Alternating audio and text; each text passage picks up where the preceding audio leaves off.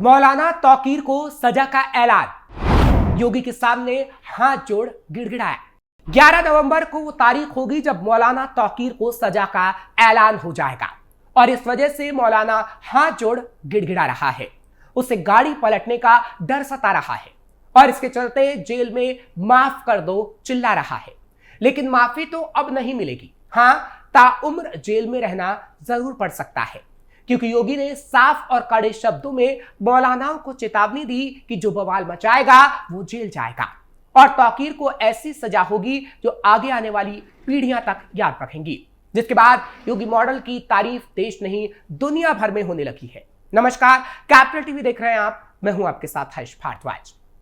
उत्तर प्रदेश के बरेली में 26 सितंबर को आई लव मोहम्मद के मुद्दे पर हिंसा भड़काने के आरोपी तौकीर को सजा देने की तारीख फाइनल हो गई और वो तारीख है 11 नवंबर, जब तौकीर ताउम्र जेल में रहेगा या फिर कितने साल जेल की रोटियां तोड़ेगा वो फैसला हो जाएगा, क्योंकि कोर्ट में पेशी पर पेशी और पुलिस रिमांड पर रिमांड ले रही है। दरअसल भारत जैसे बहुलवादी लोकतंत्र में धार्मिक भावनाओं का सम्मान हर नागरिक का अधिकार है, लेकिन जब आई लव मोहम्मद जैसे नारे शांति के बजाय हिंसा का पर्याय बन जाते हैं तो सवाल उठना स्वाभाविक हो जाता है। सवाल उठता है कि क्या ये आंदोलन प्रेम की अभिव्यक्ति है या साजिश का मुखौटा। तौकीर रजा खान जैसे कट्टरपंथी मौलानाओं ने इसे एक हथियार बना लिया, जिसके परिणाम स्वरूप बरेली में 26 सितंबर को शुक्रवार की नमाज के बाद हिंसक झड़पें हुई थीं। इसी तरह उत्तर दक्षिण तक मौलाना ऐसे हैं जो आम लोगों को बरगलाकर उन्हें अपराधी बना रहे हैं। बरेली में पथरा, लाठीचार्ज, पुलिसकर्मियों को चोटें आई थी और दर्जनों गिरफ्तारियां भी हुई। जाहिर है कि तौकीर रजा जैसे नेताओं पर सख्ती जरूरी है। ये वो लोग हैं जो धार्मिक भावनाओं का दुरुपयोग कर सामाजिक सद्भाव को तोड़ने का काम करते हैं, इसलिए इन्हें सख्त सजा बहुत जरूरी है। तौकीर जैसे लोगों पर अब तक नहीं हुआ था एक्शन। तौकीर रजा खान इत्तेहाद मिल्लत काउंसिल यानी IMC के प्रमुख और बरेली के एक प्रमुख मौलाना लंबे समय से विवादों के केंद्र में रहे हैं। उनका इतिहास कट्टरवाद और राजनीतिक उकसावे से भरा पड़ा है। 2007 में बांग्लादेशी लेखिका तस्लीमा नसरीन के खिलाफ उन्होंने 5 लाख रुपए का इनाम घोषित किया था। यह फतवा न केवल अभिव्यक्ति की स्वतंत्रता पर हमला था, बल्कि धार्मिक अतिवाद का खुला प्रदर्शन। 2009 और 2012 के लोकसभा चुनावों में उन्होंने मुसलमानों को धर्म के नाम पर वोट डालने के लिए उकसाया, जो संवैधानिक धर्मनिरपेक्षता के खिलाफ था। लेकिन 2025 का आई लव मोहम्मद विवाद उनके करियर का सबसे खतरनाक अध्याय साबित हुआ। यूपी में पूर्व मुख्यमंत्री मायावती और पूर्व मुख्यमंत्री अखिलेश यादव के राज में उन्हें सरकार का संरक्षण मिल रहा था। अखिलेश यादव की सरकार में तो उन्हें राज्य मंत्री का दर्जा भी मिला हुआ था। तौकीर ने बरेली शहर के अमन चैन को लगाई आग। तौकीर रजा के जहरीले भाषण ने 15 साल पहले भी बरेली शहर के अमन चैन को आग लगाई थी। तब शहर में 1 महीने तक कर्फ्यू लगा था। तत्कालीन बसपा सरकार ने रजा को गिरफ्तार भी किया था, लेकिन 2 दिन बाद ही उनको रिहा करना पड़ा। इसके बाद शासन ने SSP को हटा दिया था। बरेली के जिस बाजार में वराफात के जुलूस के बाद दंगा फसाद हुआ था, वहां कई इलाकों में तोड़फोड़ आगजनी हुई थी। करीब 30 दुकानों को निशाना बनाया गया। बड़ी बात यह रही कि सभी दुकानें चिन्हित कर जलाई गई थी। हिंदू व्यापारियों को खास तौर पर निशाना बनाया गया। पर अब यूपी में योगी की सरकार है।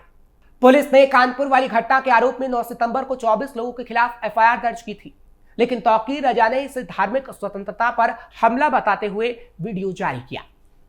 उन्होंने बरेली में 26 सितंबर को शुक्रवार की नमाज के बाद इस्लामिया ग्राउंड पर प्रदर्शन का आह्वान किया था। प्रशासन की अनुमति नहीं देने पर समर्थकों ने आला हजरत दरगाह और उनके घर के बाहर वो जमा हो गए और आई लव मोहम्मद के प्ले कार्ड लिए नारे लगाए गए। स्थिति तब बिगड़ी जब प्रदर्शनकारियों ने पथराव शुरू किया। पुलिस वाहनों पर हमला, दुकानों में तोड़फोड़ शुरू कर दी गई। पुलिस को लाठीचार्ज और आंसू गैस का सहारा लेना पड़ा। तौकीर रजा की गिरफ्तारी 27 सितंबर को हुई, जब उन्हें FIR में मुख्य आरोपी नामित किया गया। पुलिस ने कहा यह पूर्व नियोजित साजिश थी। उनके समर्थकों ने गोलीबारी भी की, जिसके सबूत भी पुलिस ने दिए हैं। लेकिन सवाल यह है कि क्या आम मुसलमानों को इसमें फंसाया जा रहा है? तौकीर जैसे नेता धार्मिक प्रेम का ढोंग कर राजनीतिक लाभ कमाते हैं। वो जानते हैं कि ऐसे नारे भावनाओं को भड़काते हैं, लेकिन हिंसा के बाद पीछे हट जाते हैं, निर्दोष फंसते हैं। लेकिन योगी सरकार ने वो किया जो दूसरी सरकारों में आमतौर पर नहीं होता है। तौकीर और उनके सहयोगियों को जेल भेजा गया, एसआईटी गठित की गई, अवैध संपत्तियों की जांच शुरू की गई। ये दृष्टिकोण सही है। जाहिर है कि इस तरीके से उकसाने वालों को सजा मिलती है और आम लोग सुरक्षित रहते हैं। योगी ने दी थी मौलानाओं को कड़ी चेतावनी। यूपी के मुख्यमंत्री योगी आदित्यनाथ ने इसी संदर्भ में गजवाए हिंद के सपने देखने वालों के खिलाफ जो हुंकार भरी है वो न केवल राज्य के लिए बल्कि पूरे देश के लिए एक मॉडल है। 28 सितंबर को बलरामपुर में आयोजित एक जनसभा में योगी ने कहा, गजवाए हिंद हिंदुस्तान की पावन धरती पर कभी संभव नहीं हो सकता। जो इसकी कल्पना भी करते हैं वो नर्क का टिकट कटा रहे हैं। ये बयान न केवल तौकीर रजा जैसे तत्वों को चेतावनी थी, बल्कि दर्शाता है कि कैसे मजबूत नेतृत्व सामाजिक अराजकता को कुचल सकता है। योगी आदित्यनाथ की सुरक्षा पर जीरो टॉलरेंस पॉलिसी ने उन्हें बुलडोजर बाबा तक बना दिया। गजवाए हिंद एक कट्टरपंथी अवधारणा जो भारत को इस्लामी राज्य बनाने का सपना देखती है। इसके अलावा उनकी हुंकार इस विवाद में सबसे मजबूत आवाज बनी। 2022 में हिजाब विवाद के दौरान उन्होंने कहा था, गजवाए हिंद का सपना कयामत तक पूरा नहीं होगा। लेकिन 2025 में बरेली हिंसा के बाद यह बयान और तीखा हो गया। 28 सितंबर को बलरामपुर में करोड़ों के प्रोजेक्ट का उद्घाटन करते हुए योगी ने कहा, हिंदुस्तान की धरती देव महापुरुषों और शहीदों के आदर्श पर चलेगी। गजवाए हिंद का सपना देखने वाले नर्क का टिकट कटा रहे हैं। उन्होंने कई मौलानाओं का उदाहरण दिया जो हिंदुओं का धर्म परिवर्तन करा रहे हैं, मुसलमानों को भड़का रहे हैं। उन्होंने कहा कि पापी कितना भी छिपे सजा निश्चित है।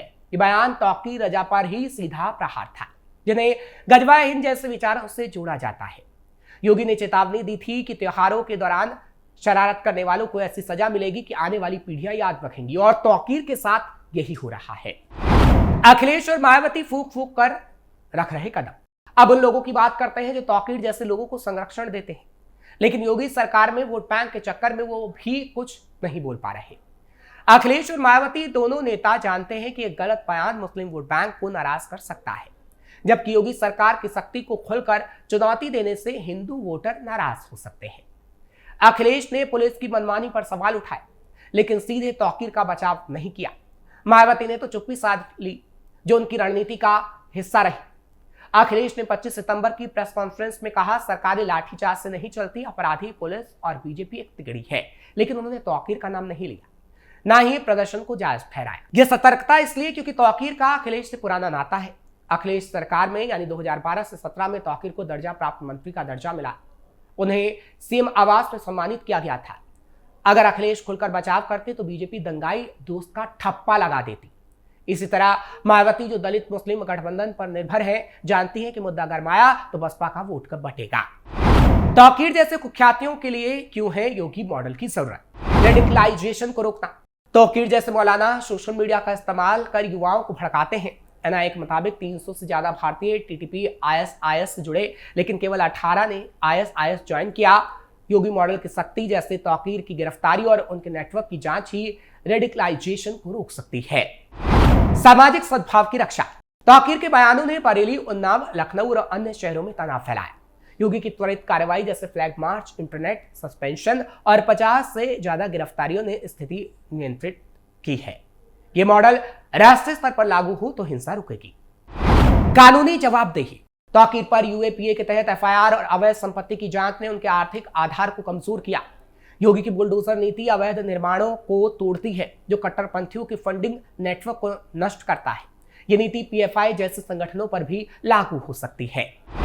मनोवैज्ञानिक प्रभाव। योगी की हुंकार भी काम आती है, जैसे पापी कितना भी छिपे सजा निश्चित है, कुख्यातों में डर पैदा करती है।